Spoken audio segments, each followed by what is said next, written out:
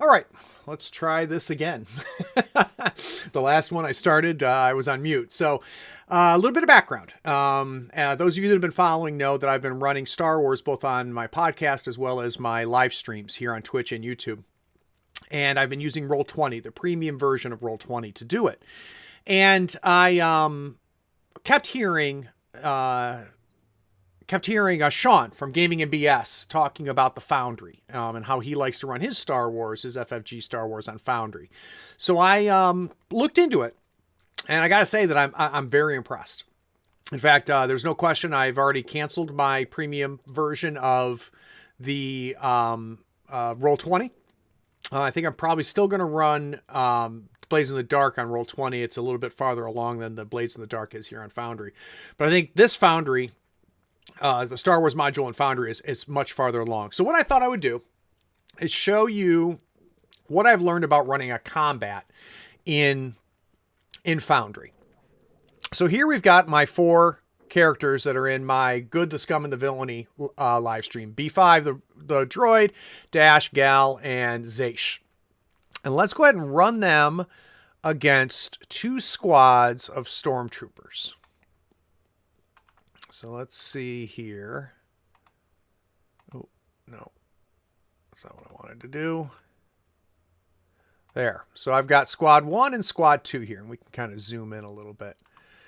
Now, this is going to be our combat, and let's say this group will have 3 stormtroopers in it, this minion group, and we'll have this minion group have 3 stormtroopers in it. So the first thing that is really, really slick is I can highlight them all, right click on them, and say put them into combat.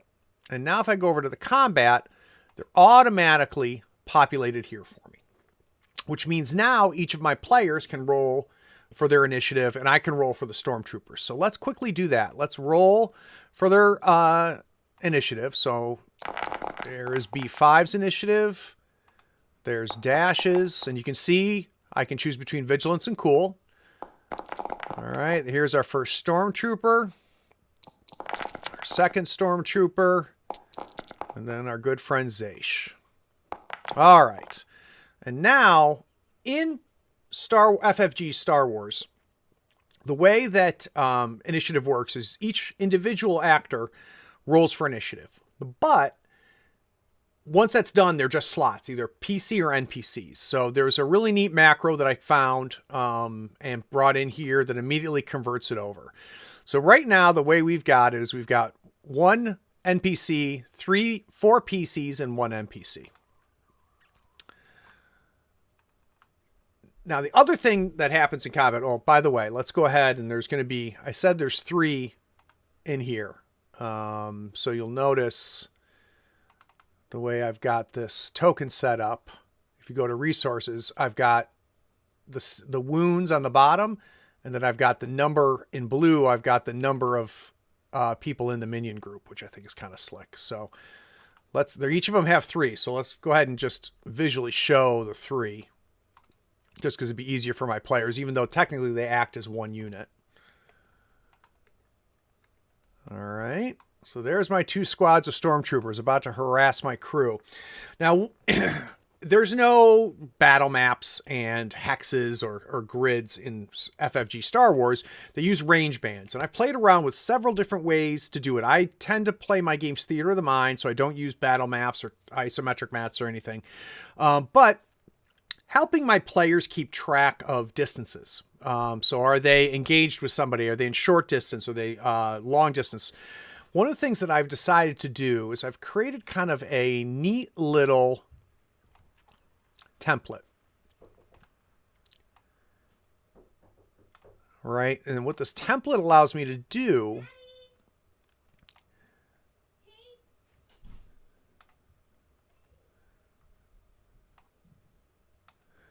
it allows me to easily track who is where. So for example, let's say that B5 and Zaish are engaged with each other. Dash and Lucia are engaged with each other. They're in the same bands. We're going to say this group of stormtroopers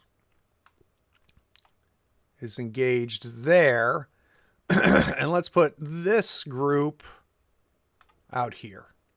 So this group's at medium distance. And actually, let's switch these out here. Let's have Zation B5, the ones engaged with the stormtroopers. All right. So here's our situation. And as I'm describing it to the players, I say, okay, Zation B5, you've got a squad of stormtroopers and you're engaged with them, and they are 1, 2, 3 bands away. So long distance away is the other group of stormtroopers, whereas Zation and Gal and Dash, you guys are engaged with each other, and those stormtroopers are only medium distance away. So I'm going to say, here's my first NPC slot. Let's have this group of stormtroopers go ahead and fire on, let's say, Dash. So it's medium distance. I can go to there. I've got the stormtrooper selected. I go to, actually, let's do this. Let's bring the combat tracker out. Begin combat. That way we can look at the dice. So I'm going to say, all right, this stormtrooper, does he have any guns? Yep, he's got a blaster rifle. So let's go ahead and have him fire his blaster rifle. He is at medium distance, we said. So that's going to be 2 purple. And because there are 3 of them, they get 2 upgrades, and that's automatically done by the system, which is fantastic. So they're going to shoot at Dash. So I roll it. And we see they got 2 successes, 1 advantage. That's 9 plus 2. That's going to be 11 damage to Dash. So let's open up Dash. He is currently has a soak of 3, so we subtract 3 from that. So that's going to be 8 wounds on Dash. Ouch. All right. And we can see there, it brings up on his bar. We can see where he is. All right. So now let's move down to a PC slot. So let's have Dash shoot back. We'll have him shoot at these stormtroopers. So I'm going to have him use his light blaster pistol. He's at the same distance as those stormtroopers. We're going to roll.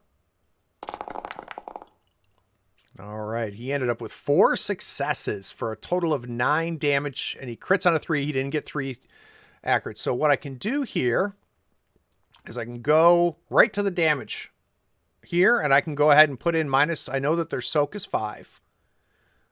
Oh, no. Or soak is 3. Is that right for a stormtrooper? I thought the soak was higher on a stormtrooper.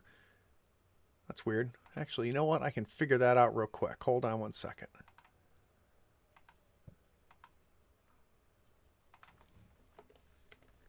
Just double check a regular Imperial Stormtrooper. Yeah, soak is 3. I thought soak was higher on it.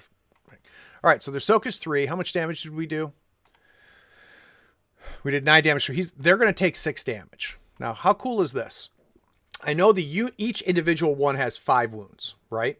And so collectively, the unit of 3 minions has 15 wounds, but their effectiveness goes down as they die. So if I go in here and I say that we're going to do 6 damage, you'll notice that the number of minions automatically drops from 3 to 2 because one of them dies. So now what I can do is just go ahead and kill that one off. And now they're just 2. So good for Dash. All right, let's go to another PC slot. Let's go ahead and have Gal take a shot at them. So I'm going to click on Gal. And of course, remember, the players are going to be doing this on their own. Up here, we'll go to Gal's weapons. He's going to use the heavy blaster pistol. Same situation, 2 difficulty, but I can, if I wanted to, you know what? Let's do this. Let's have him, let's pretend he flipped a destiny point, and let's upgrade his ability. Let's give that a roll. All right, so he failed. 1 failure, but 1 advantage. And we're going to say, you know what? He is going to give a boost to B5. So that way B5, when B5 goes, he's going to get a boost, right? So let's go ahead and go to the next PC slot, and we'll have B5 go. He's just going to punch using his vibro knuckles. He's going to punch one of the stormtroopers. We get to add a boost, right? So I can get rid of that because I've now remembered to do it. All right. And this is going to be a melee attack, so it's 2 purple. All right, let's give it a roll. All right, B5 goes in there with 4 successes and 1 advantage. That's going to be a total of 8 damage. I know that the Vibroducklers have Pierce and Vicious 1, so they're going to ignore one of the soaks. So they're only going to get to use 2 soaks. So he's going to do 6 damage, the same as before. I go in here, 6 damage. Of course, this now breaks me down to 2. So he effectively punched out a Stormtrooper. All right. Next PC, last PC slot, that is going to be Zaysh. And let's pretend that Zaysh is just going to punch a Stormtrooper. So we're going to use his Brawl skill because he doesn't have any weapons. We're going to roll it. And Zaysh ended up with 3 failures and an advantage. So we'll have him pass a boost on. All right, last NPC slot. We've got these 2 Stormtroopers against B5 and Zaysh. They're engaged with each other. Let's say that they don't like this situation. So they're going to make a maneuver and get engaged with Dash and Lucia. That's going to be their free move. And then they're going to try to punch Dash, try to take him out. So let's go up here to weapons. And I don't have an unarmed for them, so we can just go to combat skills, brawl. We're just going to have them punch, pretend they don't have any knives or anything like that. Well, let's see how they do. So they punch Dash. They punch Dash for a total of 1 success, 2 advantages. And their brawn is 3, so that's going to be 4 damage to Dash. Dash's soak is 3. So Dash is going to take 1 damage. So I'm curious. Did I take that out of his? Yeah, I did that right. Now, one thing that you could do, so he's going to end up with 9 wounds. Did that do it right? Oh, it does. You can put in the +1, and it does the math for you, which is great. So, yeah. So now he's got 9 of his 12 wounds threshold. Dash is hurting. But we're back up to the top of the thing. So the same, now we've reset to round 2. And now any NPC can go. So I'm going to have these Stormtroopers go again. Well, let's have them punch again. They're going to punch Dash. All right, 3 successes. So that's 3 brawn plus 3. That's going to be 6. We said Dash's soak was 3. So he's going to take 3. So we're just going to go right into his thing here and go +3. He is now knocked out, KO'd, because he just reached his wound threshold. So let's go ahead and have him sleeping. All right, let's go to the first PC slot. B5 not happy about this. B5 is going to go ahead and take a maneuver to get engaged with these Stormtroopers, and then he's going to punchy those Stormtroopers. So let's go ahead and have him use his Vibro Knuckles on those Stormtroopers. Let's have him use a light side point to upgrade.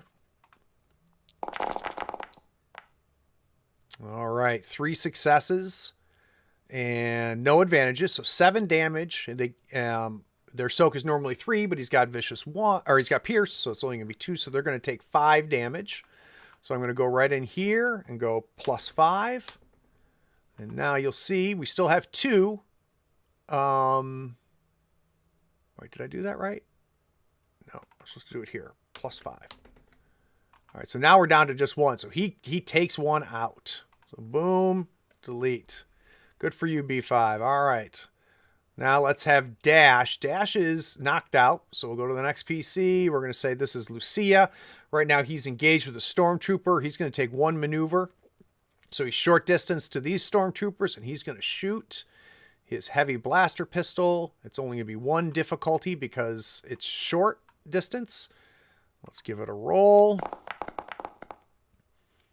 All right, 2 successes, so a total of 9 damage. So it's going to be 6 damage to them. So +6.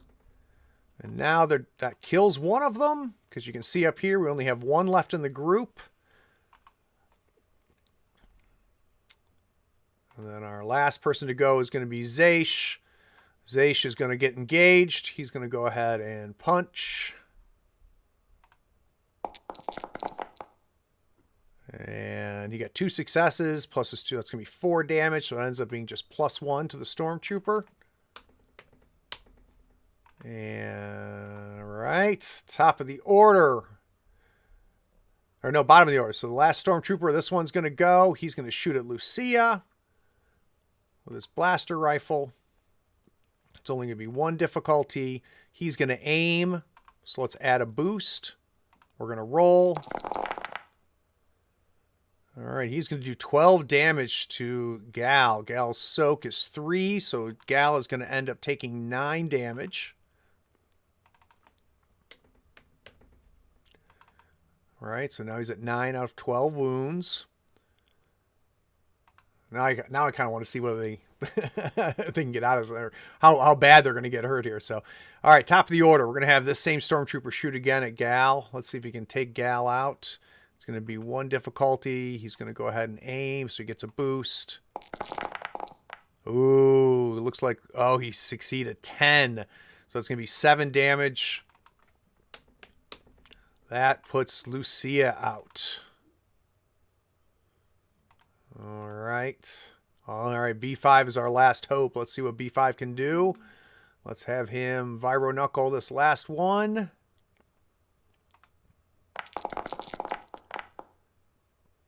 He failed. He's got 3 advantages. He's going to pass that to Zaysh. Zaysh is going to go ahead and punch him. And he gets 3 boosts. Let's wish him luck. All right, 3 plus his 2 bronze, so that's 5 damage. So the Stormtrooper with his 3 is going to take 2. And he is hurting, but he's not down. The next 2 PCs are sleeping.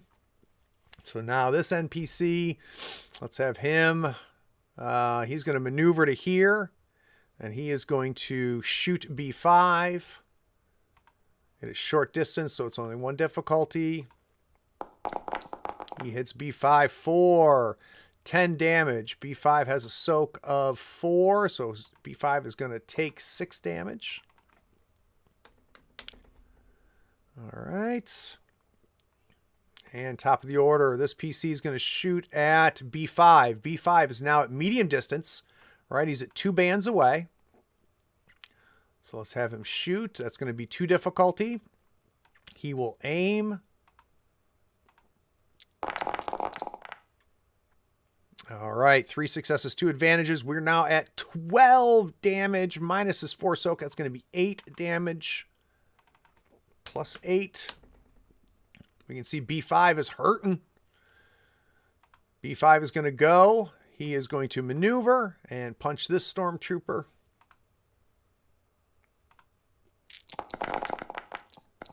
Ooh, we got a triumph. Very nice. So that's going to kill that Stormtrooper. All right. Can Zaysh save the day? Zaysh is going to make 2 maneuvers over to here. And then he's going to take 2 strain to punch. Let's see if he can save the day. He fails. All right, you get the idea, right? So I think this rain bench thing I think is handy. I've gone through several different iterations of it, but I like it as far as helping us kind of keep track of where everything is. I'll do that. I'll clean that up later. I love, yeah. Well, I love how it handles minions. So it automatically has a pool for all of them, and as you whittle down, the quantity of minions is visible the way I set it up, and it takes care of all the upgrades for me. I love how easy it is to, when I select somebody, I've got all of their skills are right there. I don't have to go into the character sheets, and neither will my players. Overall, I think it's gonna be great. I'll show you one other thing I made that I'm super excited about, and that is when they're flying. I got their ship with a little bit of stars moving so that when they are hanging out in the ship, we've got a nifty little graphic showing for them. So I know it's stupid, but it's little stuff. It's little stupid stuff like this that I like. Oh, I know what I need to show you. Check this out.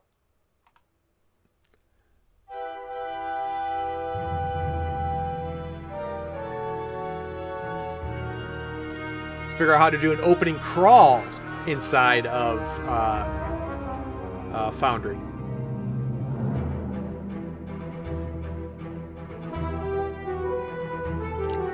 So when we do our session 7, this is what it's going to open with.